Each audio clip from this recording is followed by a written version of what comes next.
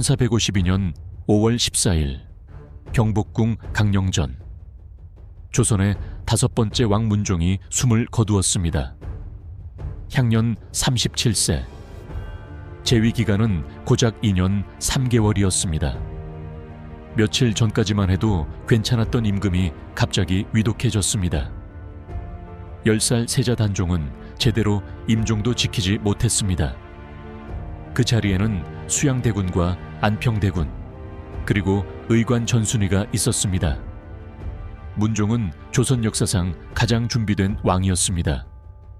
1421년 6살에 세자가 되어 무려 29년간 세자로 있었습니다.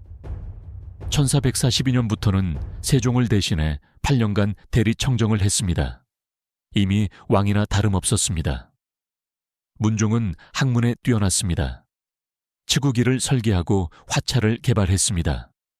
고려사와 동국병감을 완성했습니다. 효성도 지극해 앵두나무를 심어 앵두가 익으면 세종에게 바쳤습니다. 신하들은 그를 세종의 버금가는 성군이 될 것이라 기대했습니다. 하지만 문종에게는 불운이 따랐습니다. 첫 세자빈 휘빈 김씨는 방수를 써서 폐출되었습니다. 두 번째 세자빈 순빈 봉씨는 궁녀와 동성애로 폐출되었습니다. 세 번째 세자빈 현덕광우 권씨는 단종을 낳고 하루 만에 세상을 떠났습니다. 문종은 26에 아내를 잃고 37에 죽을 때까지 홀로 지냈습니다. 1450년 세종이 승하하고 문종은 37에 왕위에 올랐습니다. 하지만 세자 시절부터 종기로 고생했고 즉위 후 더욱 심해졌습니다. 부모의 3년상을 연이어 치르며 건강이 악화되었습니다. 그럼에도 문종은 최선을 다해 국정을 이끌었습니다. 언론을 활성화하고 고려사를 완성했습니다. 하지만 궁궐 안에는 다른 움직임이 있었습니다. 수양대군과 안평대군의 세력 다툼이었습니다.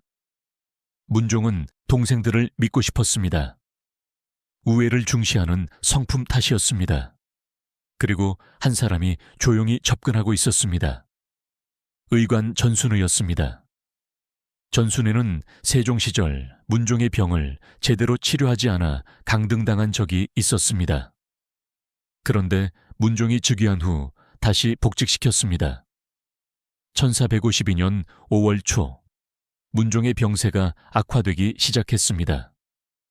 하지만 며칠 전까지도 정무를 볼 수 있었습니다. 5월 14일 상황이 급변했습니다. 갑자기 임금의 병세가 위급해졌습니다.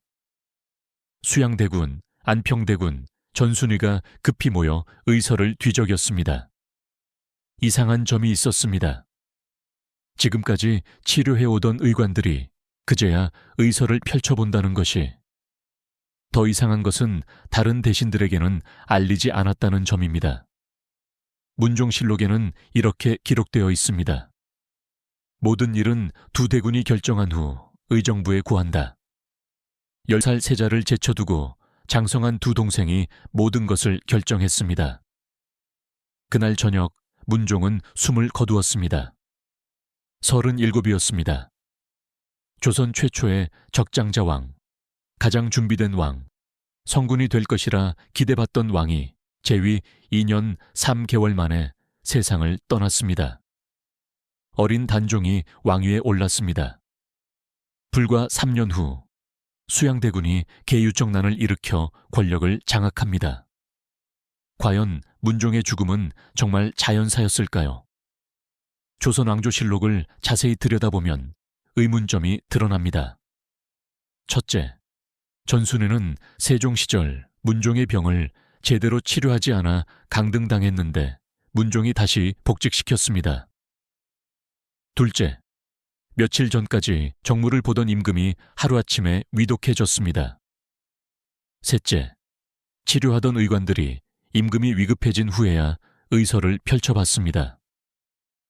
넷째, 세자와 다른 대신들에게는 알리지 않고 수양대군과 안평대군만 모든 것을 결정했습니다.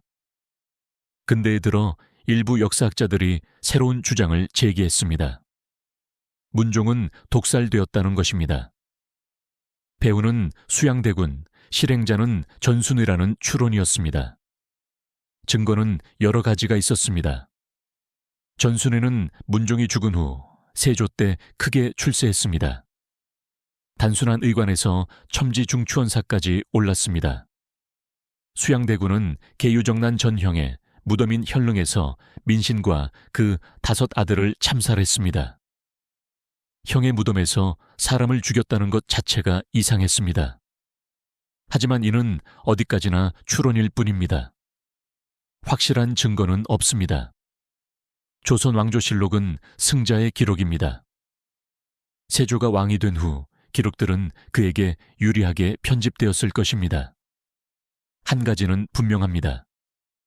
문종이 조금만 더 오래 살았더라면 조선의 역사는 완전히 달라졌을 것입니다.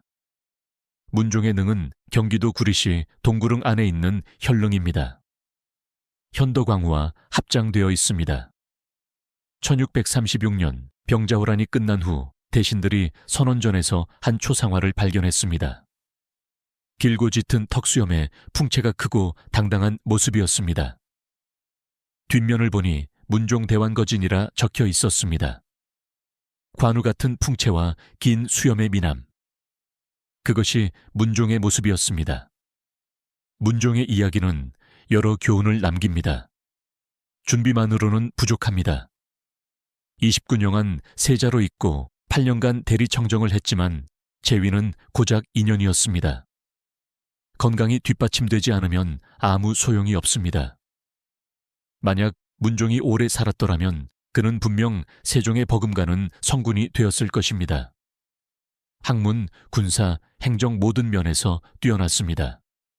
하지만 역사에 만약은 없습니다. 그는 37의 세상을 떠났고 어린 단종은 왕위를 빼앗겼습니다. 현대의학으로 보면 종기는 피부 세균 감염으로 심하면 폐혈증으로 사망할 수 있습니다. 하지만 며칠 전까지 정무를 보던 사람이 하루아침에 폐혈증으로 사망한다는 것은 매우 급격한 진행입니다. 만약 독살이었다면 종기치료제에 독을 섞었다면 발각되기 어려웠을 것입니다. 전순이는 정말 독살범이었을까요? 아니면 무능한 의관이었을까요? 수양대군은 정말 형을 죽였을까요? 우리는 알 수 없습니다.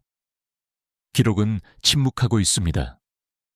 1452년 5월 14일 37의 왕이 세상을 떠났습니다.